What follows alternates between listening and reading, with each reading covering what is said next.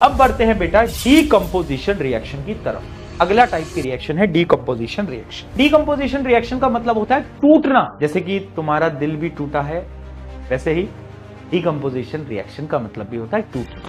Decomposition reaction में से एक सवाल आने की चांसेस बहुत ज्यादा है, अराउंड 100%। ठीक है, तो अब ध्यान से समझना।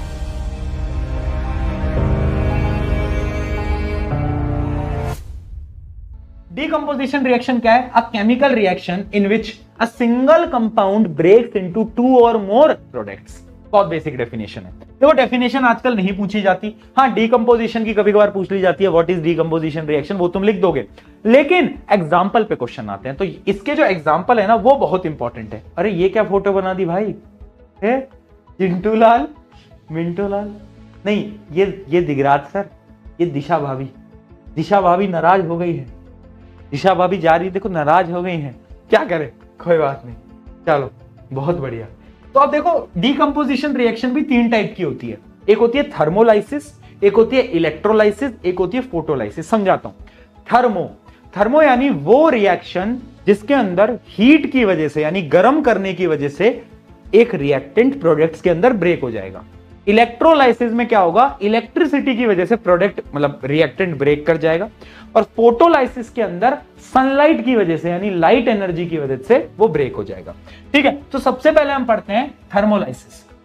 अ compound breaks into simpler substance when heated, उसको हम बोलते हैं थर्मोलाइसिस। क्या बोलते हैं बेटा? थर्मोलाइसिस। अब इसका एग्जांपल पता है क्या है? अगर तुम्हें भी याद हो, अभी मैंने वो कैल्शियम कार्बोनेट, याद आया? कैल्शियम कार्बोनेट, हाँ याद आ गया, हाँ कैल्शियम कार्बोनेट बनाया था, है ना। अब उस कैल्शियम कार्बोनेट को अगर मैं हीट करूं, देखो ये सिंबल होता है बेटा हीट का, ये ट्राइंगल है बट ये सिंबल होता है हीट का, तो टूट जाएगा।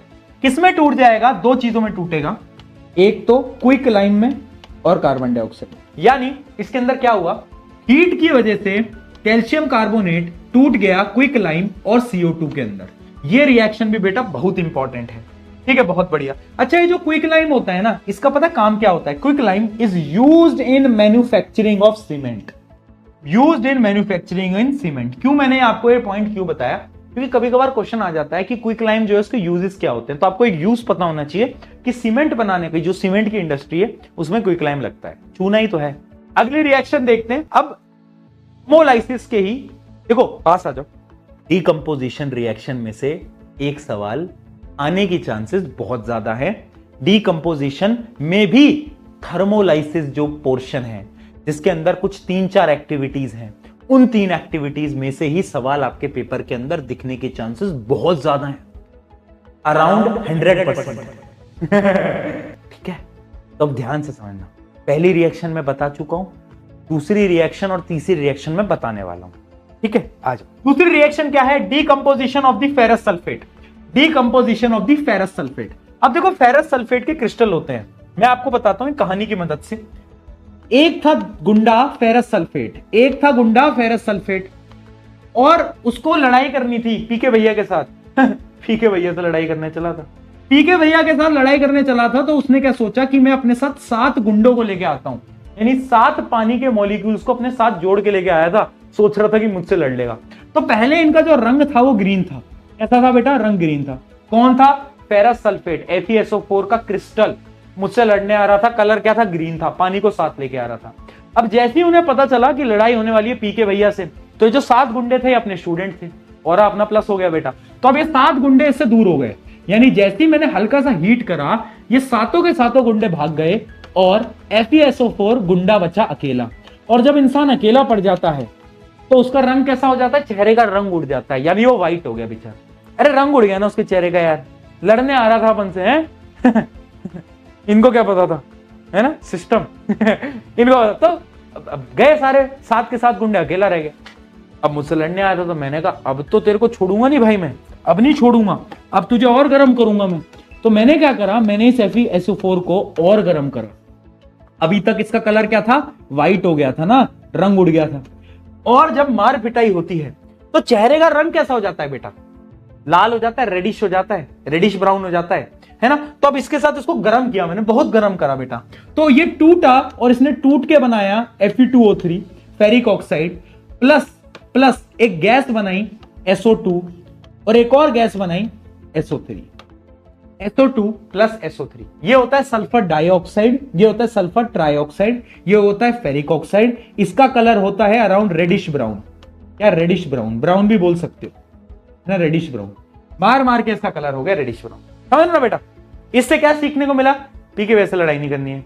दूसरी बात इससे सीखने को मिला कि देखो हुआ क्या कि जब हमने हीट करा तो ग्रीन से पहले कलर हुआ व्हाइट में, साथ के साथ गुंडे भाग गए। फिर क्या हुआ, और गर्म करा तो ये टूटा, दो गैसेस रिलीज हुई। ये दोनों की दोनों क्या है बेटा? गैस हैं। ये दोनों की दोनों क्या है? गैस हैं। और ये सॉलिड है, ये सॉलिड है। ठीक है, ये हो गया रेडिश ब्राउन। उसके अलावा ये दो गैसेज हैं SO2 SO3, इसको हम बोलते हैं सल्फर डाइऑक्साइड सल्फर ट्राइऑक्साइड। और ये जो दोनों गैसेज होती हैं इनकी वजह से ही एसिड रेन होती है। एसिड रेन आपने सुना होगा ना, तो वो जो एसिड रेन होती है ना बेटा, वो इन्हीं गैसेज, ये मेन कंपोनेंट है, इन्हीं की वजह से एसिड रेन क्रिएट होती है। ठीक है जी, ये पहली रिएक्शन हमें समझ में आई। यानी हुआ क्या, अब इस रिएक्शन को एक बार रीड कर लेना बेटा पूरी को। क्या कि on heating they lose water and colour changes from green to white.